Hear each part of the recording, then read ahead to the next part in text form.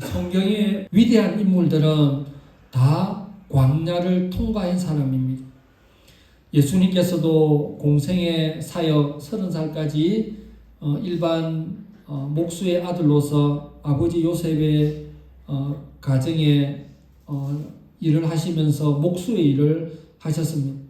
그리고 공생애를 시작하시기 전에 예수님께서 광야에서 40일간 금식기도 하셨다라고 되어 있습니다. 모세 역시 애굽의 왕궁에서 극적으로 입양이 되어서 40살까지 애굽의 왕궁 교육을 받다가 41살부터 80살까지 10년 동안 미디안 광야의 광야학교, 굉장히 긴 기간 40년이라는 세월을 미디안 광야에서 보냈습니다. 그리고 이제 80에 다시 와서 나머지 40년 동안 이스라엘 백성들을 이끌었죠.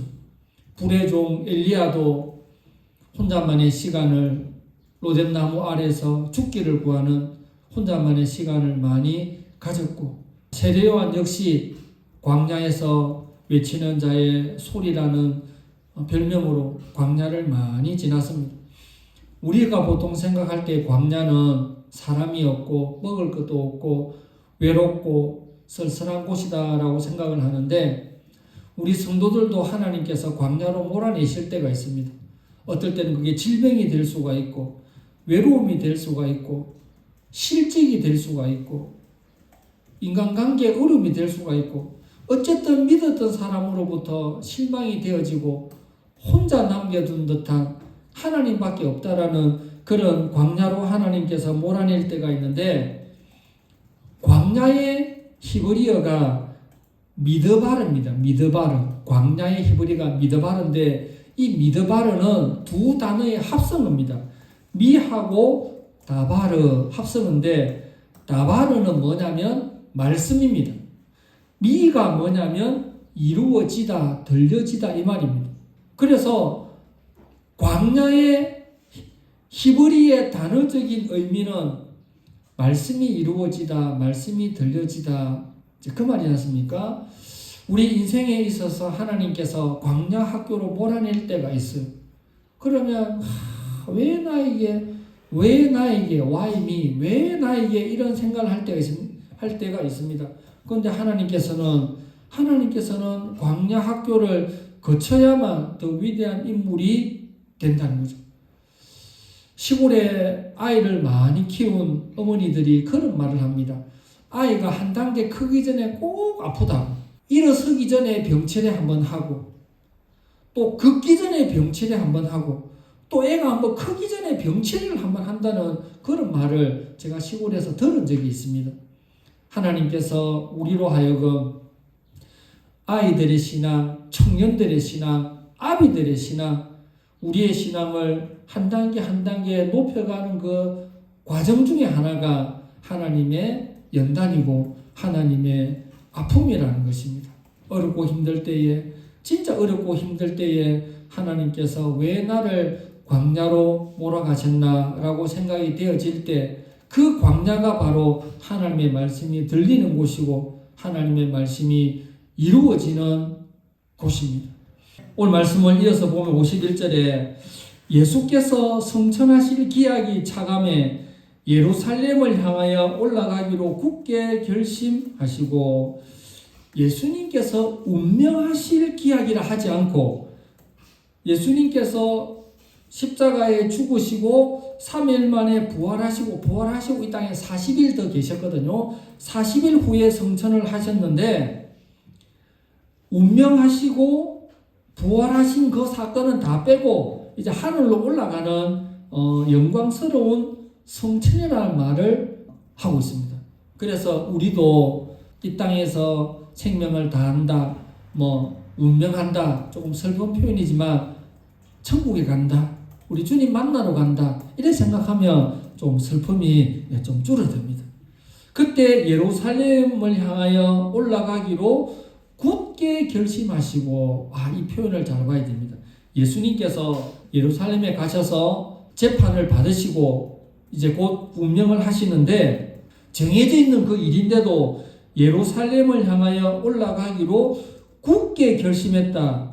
보통 결심 가지고는 십자가를 못 진다는 겁니다. 우리는 쉽게 생각할 때에 예수님이니까 뭐 십자가 충분히 십자가를 지실 그 정도는 됐겠지. 아닙니다. 예수님은 참 하나님이고 참 사람이십니다. 하나님이시면서도 사람이십니다. 그것을 물로 해서 어떻게 할 수 있냐면 예수님께서 물 위를 걸었잖아요. 물 위를 걸었다는 것은 하나님이라는 겁니다. 십자가상에서 내가 목마르다, 물을 마시고 싶다 했잖아요. 그때는 사람이라는 겁니다. 물을 가지고 생각하면 물 위를 걸었다. 내가 목마르다. 물이 마시고 싶다. 그런 겁니다.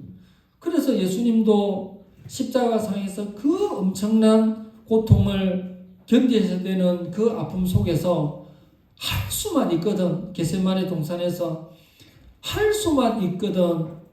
하나님, 이 잔을 내게 지나가게 해달라고. 아버지 내 뜻대로 마옵시고 그러나 아버지의 뜻대로 하게 해달라고. 여러분, 예루살렘에 간다는 것은 고난을 당하는 겁니다. 십자가를 지는 겁니다. 아픔이 있습니다. 고통이 있습니다. 우리도 어떤 일을 함에 있어서 어렵고 힘든 일을 생각할 때 이 굳게 결심을 해야 됩니다. 그냥 결심을 해가지고는 안 됩니다. 굳게 결심을 해야 되는 상황인데, 유대에서 예루살렘으로 갈 때에 사마리아 지방을 통과를 해야 되는 상황이었습니다. 주전 722년 북이스라엘이 멸망을 하면서 사마리아에게 멸망을 하면서 쉽게 말해서 북이스라엘과 사마리아, 이방 사마리아 간에 혼혈족이 생겨버린 겁니다. 그래서 남북이스라엘, 남유다 이렇거든요. 남유다에서는 북이스라엘 사람들을 안 좋게 생각을 합니다. 순수한 하나님의 이스라엘 백성들이 아니고 사마리아 사람들과 피가 섞였다 해서 굉장히 싫어하고 안 좋아했습니다. 그런데 예수님께서는 사마리아를 통과해서 예루살렘으로 가려고 그렇게 마음을 먹었던 것입니다. 여기에 사마리아, 꼭 예수님께서도 사도행전 1장 8절에 오직 성령이 너희에게 임하시면 너희가 권능을 받고 예루살렘과 온 유대와 사마리아와 땅끝까지 이르러 내 증인이 되리라 말씀했지 않습니까? 유대를 기준으로 위로는 사마리아고 왼쪽은 블레셋이고 오른쪽은 에돔이고 밑으로는 암몬이고. 그런데 왜 예수님께서 동서남북 한 나라 다 있는데 콕 집어서 북쪽 사마리아를 지나서 땅끝으로 가라 했겠습니까? 제일 가기 힘든 땅, 누구나 안 가려고 하는 그 자리를 통과해야만 그 길을 갈 수 있다라고 그렇게 말을 합니다. 연세대 국문학자가 전에 이런 세미나를 한 적이 한 번 있었습니다. 원수의 최초 어원은 한때 친했던 사람입니다. 원수를 딱 생각했던 사람이 일본의 이토 히로부미나 북한의 김일성이를 생각한 사람이 있습니까? 없어요. 나와 거리가 먼 사람이에요. 내가 제일 싫어하는 사람은 돌이켜보면 한때 친했던 사람인 거예요. 안 친했던 사람은 원수가 되고도 말고도 없어요. 그냥 50점이에요. 50점. 그래서 이런 말이 있잖아요. 한때 죽고 못 사는 사이가 죽어서만 하는 사이가 돼버린다고. 근데 성경은 그렇게 말합니다. 원수 갚는 것이 내게, 하나님께서 원수 갚는 것이 내한테 있으니 네가 원수를 갚지 말라는 겁니다. 내가 원수를 갚아야 되겠다. 그거 굉장히 어리석은 방법입니다. 하나님께서 답을 주고 있습니다. 원수를 갚지 마라. 원수 갚는 것은 내한테 있으니까 너는 축복하고 그냥 기도해주고 복을 빌어주라. 내가 빈 복이 그 사람에게 가면 갈 것 같으면 그 사람한테 가고, 내가 빌었던 복이 그 사람에게 해당이 안 될 것 같으면 그 복이 나에게 온다는 거예요. 이게 성경적인 그 방법을 말씀해주고 있는 것입니다. 그래서 우리 주님께서 십자가를 지시기에 앞서 예루살렘으로 가야 되는데 얼마나 마음이 힘들었던지 예루살렘을 향하여 올라가기로 결심했다. 이 정도만 해도 대단한 건데 굳게 결심했다는 거예요. 힘들다는 거예요. 너무너무 힘들다는 거예요.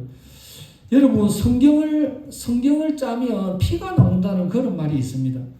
수건을 짜면 물이 나오지만 성경을 짜면 짤 수도 없는 거지만 말을 그래 하는 거죠. 성경을 짜면 피가 나온다고. 그 말이 뭡니까? 예수 그리스도의 피가 창세기부터 요한계시록까지 예수 그리스도의 행적과 그 피가 이렇게 다 담겨져 있는 것입니다. 예수님의 삶은 액체의 삶이다 그래요. 액체. 예수님의 삶은 피, 땀, 눈물 이 세 가지 삶이라는 거예요. 예수님은 우리 죄를 위해서 십자가상에서 피를 흘려주셨습니다.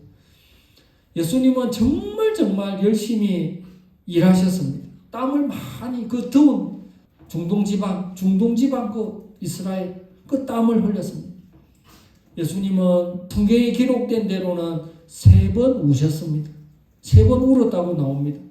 그래서 예수님의 생애는 액체의 생애인데 피와 땀과 눈물을 그렇게 많이 흘렸다라는 것을 알 수가 있습니다.